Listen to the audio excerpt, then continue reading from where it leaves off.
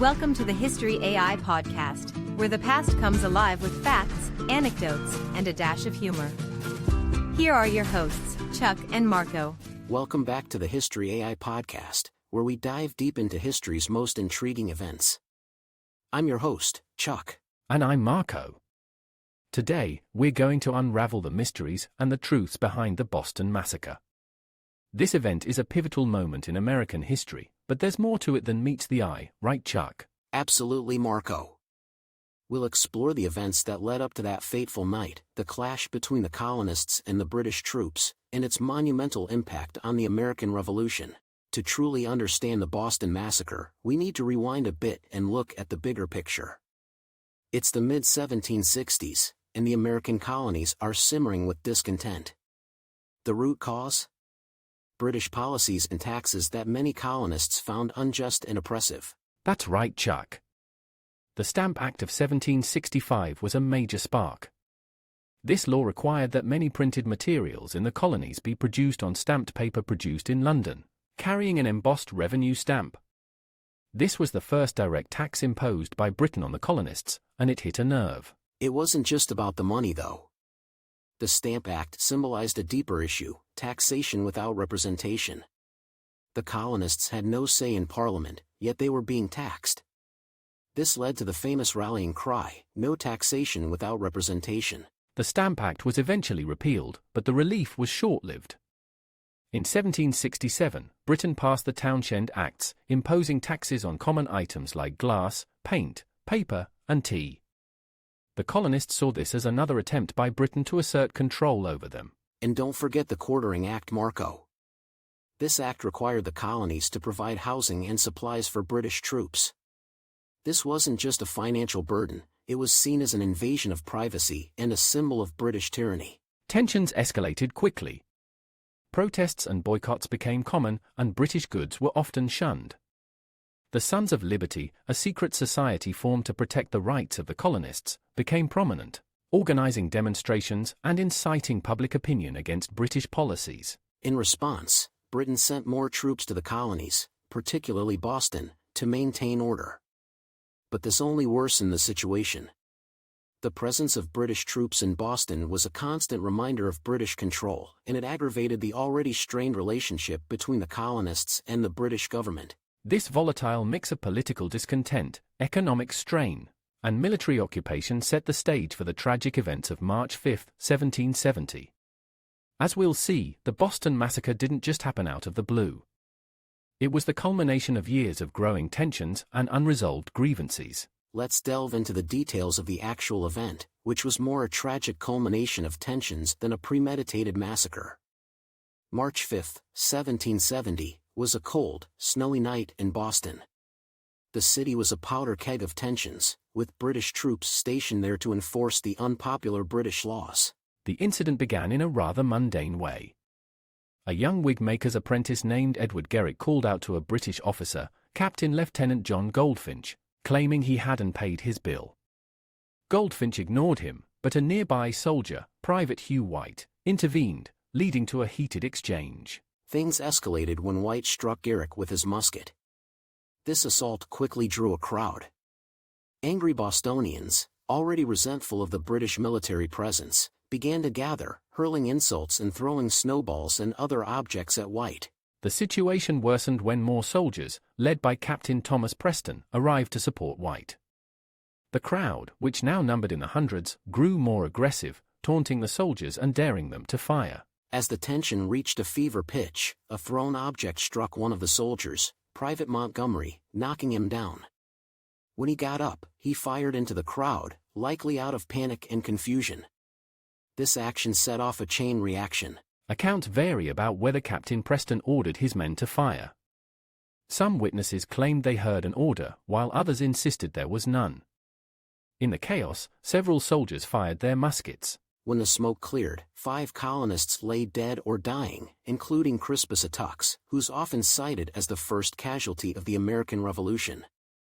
This tragic outcome was not a pre-planned military action but rather a rapid escalation of tensions that spiraled out of control.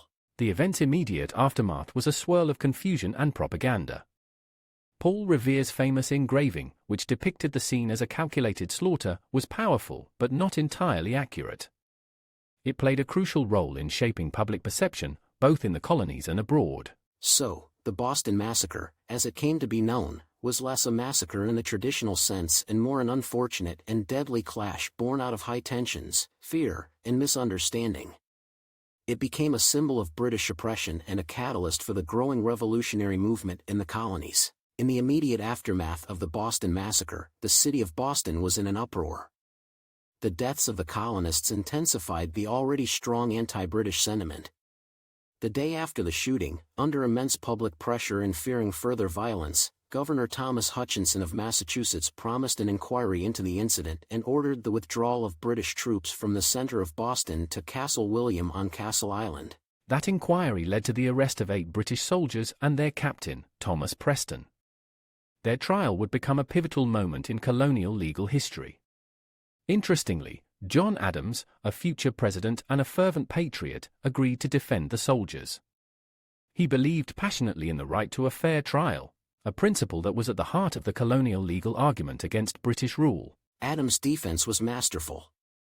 He argued that the soldiers had acted in self-defense against a mob that had provoked them.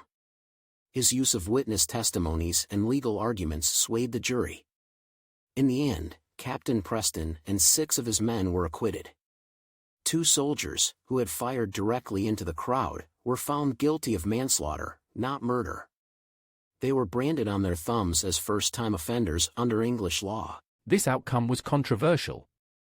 To some, it was seen as a miscarriage of justice, a symbol of the colony's inability to ensure the punishment of British troops. To others, it was a demonstration of the fairness and integrity of the colonial legal system, even in the face of immense public and political pressure. The trial and its outcome had significant implications. It demonstrated the colony's commitment to legal principles, which was essential in their argument against British rule.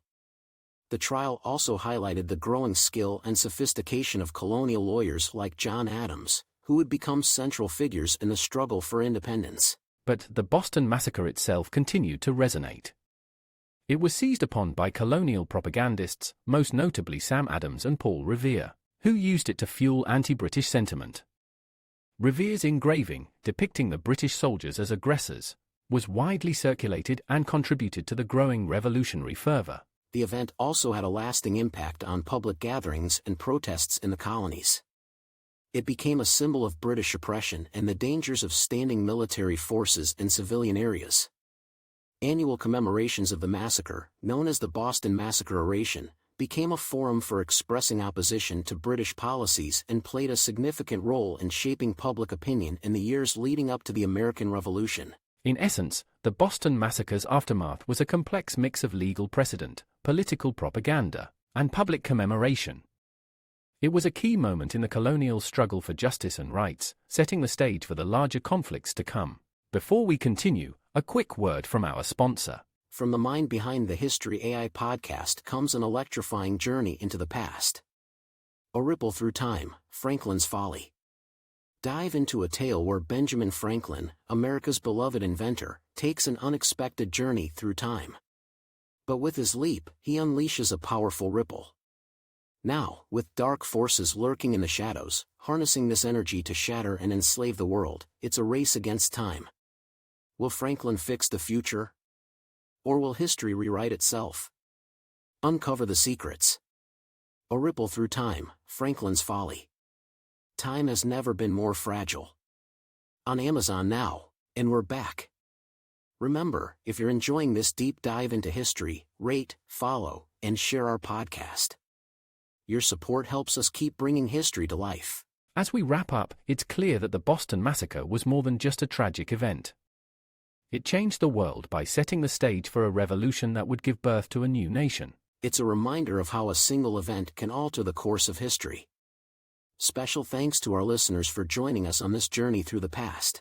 Don't forget, you can suggest topics for our next episodes through our social media channels.